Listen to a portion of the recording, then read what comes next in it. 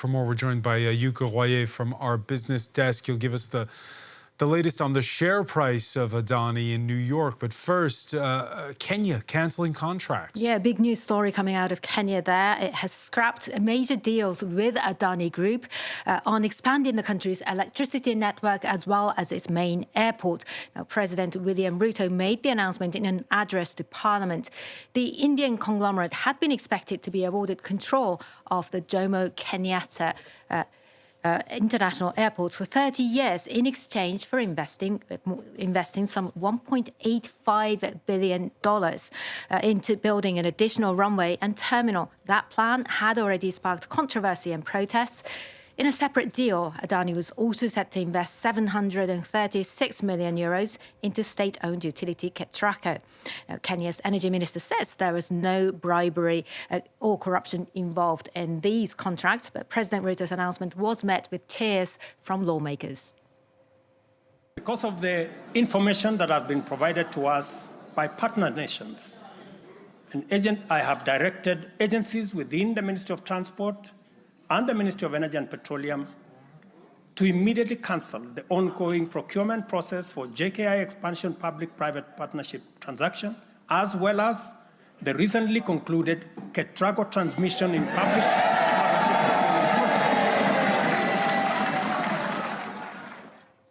Well, Kenya's shock announcement followed a legal move in the United States, as we heard earlier. New York prosecutors indicted Gautam Adani and his associates for fraud, accusing them of orchestrating a $250 billion scheme to bribe Indian government officials to obtain lucrative solar energy contracts and hiding it from investors when they raised money in the United States. Eliza Herbert has the details.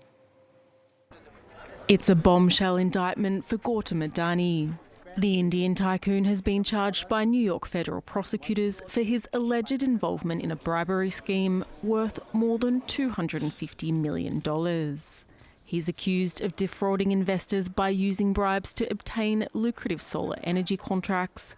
The fallout hit Adani's business empire immediately as traders rushed to sell off shares.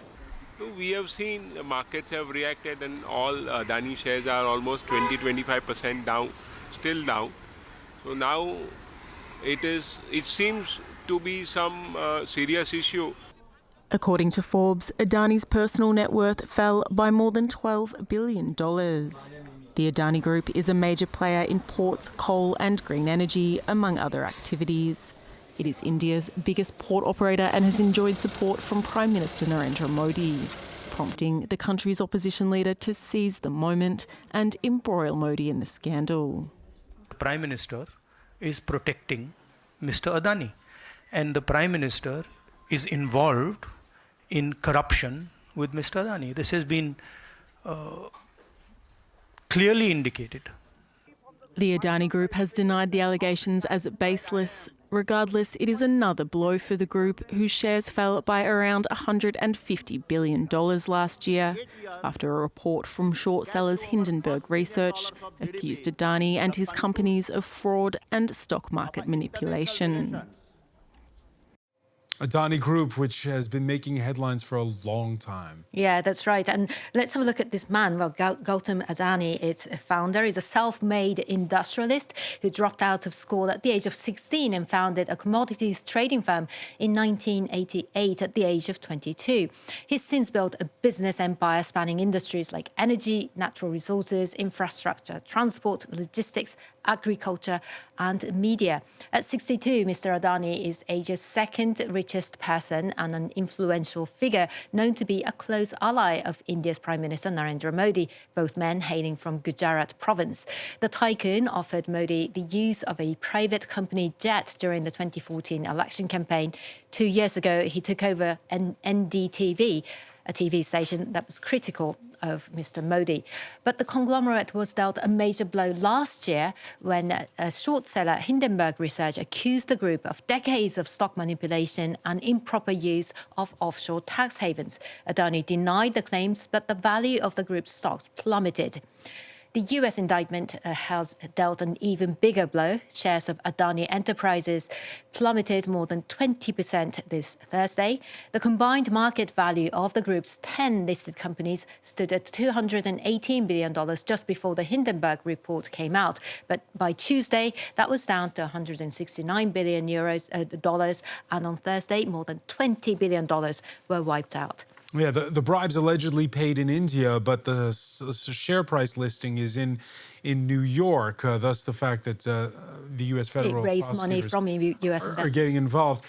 Speaking of the U.S. government, regulators are pushing down the share price of Google's parent company. Yeah, that Alphabet, well, shares in Google's parent company are down by about 6% this Thursday after the U.S. Justice Department officially asked a federal judge to force it to sell its web browser, Chrome. It's part of an ongoing landmark antitrust trial taking place in Washington, in which the judge ruled in August that Google was running an illegal monopoly in the search market. The proposed measures include ending exclusive agreements in which Alphabet pays billions of dollars to Apple and other device makers to make Google the default search engine. The DOJ also recommends Google sell its Android OS if other remedies fail to restore competition. Google called the proposals staggering, which would result in unprecedented government overreach. It's the third Thursday in November, and that means that France salutes, I guess what you call an amazing marketing bit of genius, which is Beaujolais Nouveau. Beaujolais Nouveau, indeed. Well, it's a marketing success story. It's become a global tradition for wine lovers around the world If now. you can call it wine. Oh, it is wine. It is wine. I mean, it's it's not the best wine that's available, but it is a good wine. Beaujolais Nouveau is one big export commodity here in France. Morgan Eyre takes a look. The people of Paris braved the snow to cheers this year's release of Beaujolais Nouveau. Vive Paris! Vive le Beaujolais! It's a tradition observed around the world, as half of Beaujolais Nouveau produced in France is exported. Tens of millions of bottles are sent to over 100 countries, in time for the third Thursday of November, the official uncorking date for the young wine. The wine's biggest market outside of France is Japan, with over 2 million bottles exported in 2023. The US is also a big market for the Beaujolais Nouveau, with around 1 million bottles sent last year.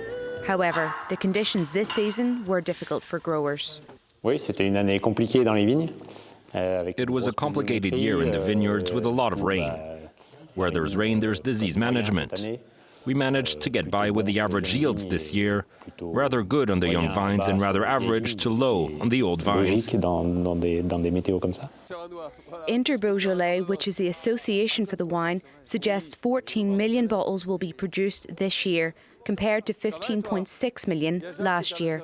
The effects of climate change could continue to affect the numbers in the years to come. So we clearly disagree on one thing. I mean, I like We disagree Beaujolais on Nouveau. France's answer to wine coolers. Okay, you Many thanks. We'll continue this discussion later.